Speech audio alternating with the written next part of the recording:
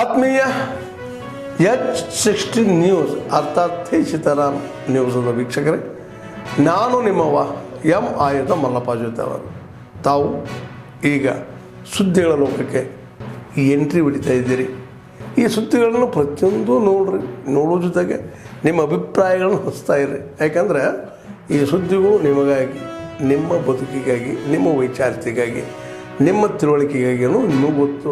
ಜೊತೆಗೆ ನಮಗೂ ನಿಮ್ಮೊಂದಿಗೆ ಇದೊಂದು ಮಾತಾಡುವಂಥ ಜೊತೆಗೆ ಸುದ್ದಿಗಳನ್ನು ಬಿಡುವಂಥ ಕೆಲಸ.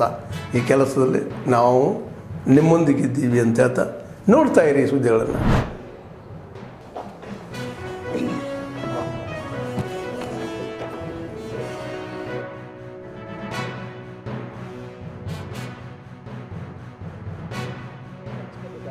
Of the National Legal Services Authority, the Karnataka State Legal Service Authority has organized the second National Lok Adalat of the year 2025 on 12/7/2025 by constituting benches at the High Court Legal Services Committee, Bengaluru, Dharwad and Kalburgi, and District Legal Services Authorities and Taluka Legal Services Committees across the state with a very grand success. The details of the benches constituted in the National Lok Adalat is the following. We had constituted 13 benches at the Bangalore bench, that is in Bangalore of this High Court, around 13. And 13, Dharwad bench, 4 benches were constituted. Kalburgi, there were 3 benches constituted. Now the Lok Adalat benches which were constituted at district and taluka levels was around 1,002. So total around 1,022 benches were constituted for the purpose of the settlement process under the National Lok Adalat.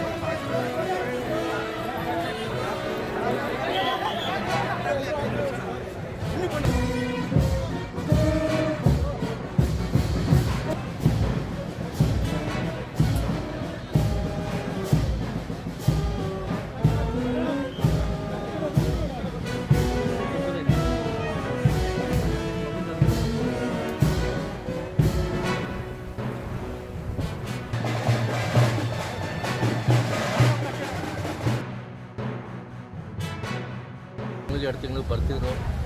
ಇಲ್ಲಿ ಕೂತಿರೋರು, ತೋಟದಲ್ಲಿ ಕೂತಿರೋರು ಮನೇಲಿ 1 ದಿವಸ 2 ದಿವಸ ಇರ್ತಿದ್ರು, ಹೋಗ್ತಿದ್ರು sir. ವಯಸ್ಸಾದಾಗ ಮುಗ್ತಿರೋ ಮಕ್ಕಳುಗಳ school ಹತ್ರ ಹೋಗಿ ಅವ್ರಿಗೆಲ್ಲ ಮಾತಾಡ್ತಿದ್ರು. 3 ಸ್ಕೂಲ್ ರೂಮ್ ಕಟ್ಟಿಸ್ಕೊಟ್ಟಿದ್ದಾರೆ, ಮಿಡ್ಲ್ ಸ್ಕೂಲ್ ಕಟ್ಟಿಸ್ಕೊಟ್ಟಿದ್ದಾರೆ. Middle school. ಆಮೇಲೆ ಊರಿಗೆ ಕರೆಂಟ್ ತಂದಿದ್ದಾರೆ.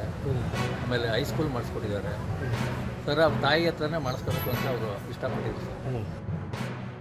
ಹೆಮ್ಮೆ ಪಡುವಂತಹ ನಾಯಕಿ ನಟಿಯಾದಂತಹ ಬಿ ಸರೋಜಾದೇವಿ ಮೇಡಮ್ ಅವರು ನಿನ್ನೆ ತಾನೇ ನಿಧನ ಆಗಿದ್ದಾರೆ. ಅದೆಲ್ಲದೂ ಕೂಡ ಬಹಳ ವಿಷಾದನೀಯ ಆಗುವಂಥ ವಿಚಾರ. ಇವರು ಕನ್ನಡ ಸಿನಿಮಾ ಅಷ್ಟೇ ಅಲ್ಲ, ತಮಿಳು, ತೆಲುಗು ಸುಮಾರು 5 ಭಾಷೆಗಳಲ್ಲಿ ಸುಮಾರು 200ಕ್ಕೂ ಹೆಚ್ಚು ಸಿನಿಮಾಗಳಲ್ಲಿ ನಟನೆ ಮಾಡಿದ್ದಾರೆ. ನಮ್ಮ ಸರ್ಕಾರ ನೀಡುವಂತಹ ಪದ್ಮಶ್ರೀ ಇರ್ಬೋದು, ಪದ್ಮವಿಭೂಷಣ ಇರ್ಬೋದು, ಇಂತಹ ಪ್ರಶಸ್ತಿಗಳನ್ನ ಪಡೆದಂತಹ ಮೇರು ವ್ಯಕ್ತಿತ್ವವನ್ನು ಹೊಂದಿರತಕ್ಕಂತಹ ನಟಿ ಅಂತ ಹೇಳಿದ್ರೆ ತಪ್ಪಾಗಲಾರ್ದು. ಸಜ್ಜುಗೊಂಡಿದ್ದಾರೆ ಸುಮಾರು 11:15 ಬೆಂಗಳೂರಲ್ಲಿ ಬರ್ತಾರೆ ಅಂತ ಹೇಳಿದ್ದಾರೆ. ಈ ಸುಮಾರು 2 ಗಂಟೆ ನಾನು ಅಲ್ಲಿ ಓಪನ್ ಮಾಡ್ತಾರೆ ರಾಮನಗರದಲ್ಲಿ ಮತ್ತೆ ಚನ್ನಪಟ್ಟಣದಲ್ಲಿ ದರ್ಶನಕ್ಕೆ 2 ಕಡೆ ಸಾರ್ವಜನಿಕರು ಅವಕಾಶ ಮಾಡ್ತಾರೆ. ನಮಸ್ಕಾರ ಸರ್. ನಮಸ್ಕಾರ ಸರ್.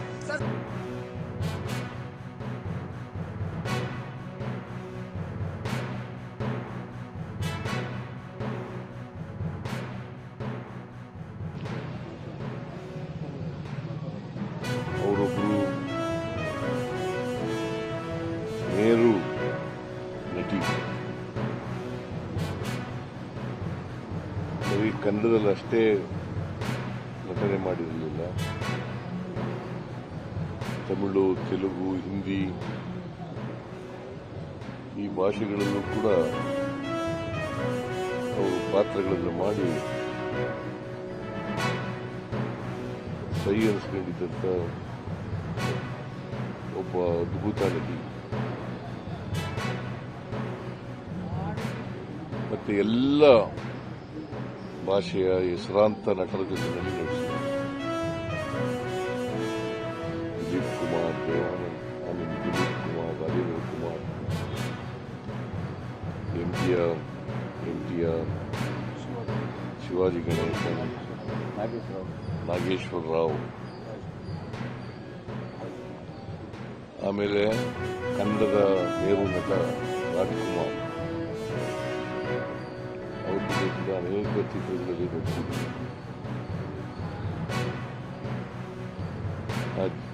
ಅವ್ರು ಮಾಡಿದಂಥ ಯಾವುದೇ ಪಾತ್ರ ಇರ್ಬೋದು, ಆ ಪಾತ್ರಕ್ಕೆ ಜೀವ ತುಂಬತಕ್ಕಂಥ ಕೆಲಸವನ್ನು ಮಾಡ್ತಾ ಇದ್ದಾರೆ. ಅವರ ಆತ್ಮಕ್ಕೆ ಚಿರಶಾಂತಿ ದೊರಕಲಿ ಅಂತೇಳಿ ನನ್ನ ಪರವಾಗಿ, ಸರ್ಕಾರದ ಪರವಾಗಿ ಪ್ರಾರ್ಥನೆ.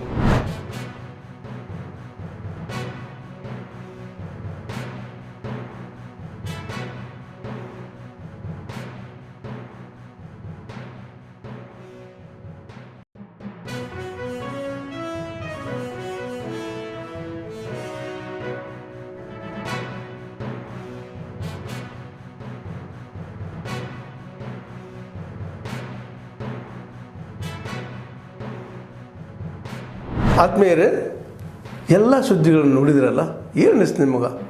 ಇದರಲ್ಲೇ ನಿಮ್ಗೆ ಲೈಕ್ ಆಗಿರ್ಬೋದು, ಡಿಸ್ಲೈಕು ಆಗಿರ್ಬೋದು, ಕಾಮೆಂಟ್ ಬೇಡಪ್ಪ ಅಂತೂ ಅನಿಸಿರ್ಬೋದು, ಕಾಮೆಂಟ್ ಮಾಡಬೇಕಪ್ಪ ಅನಿಸಿರ್ಬೋದು, ಶೇರ್ ಮಾಡಬಾರ್ದಪ್ಪ ಅನಿಸಿರ್ಬೋದು, ಅದು ಮಾಡಬೇಕು ಅನಿಸಿರ್ಬೋದು.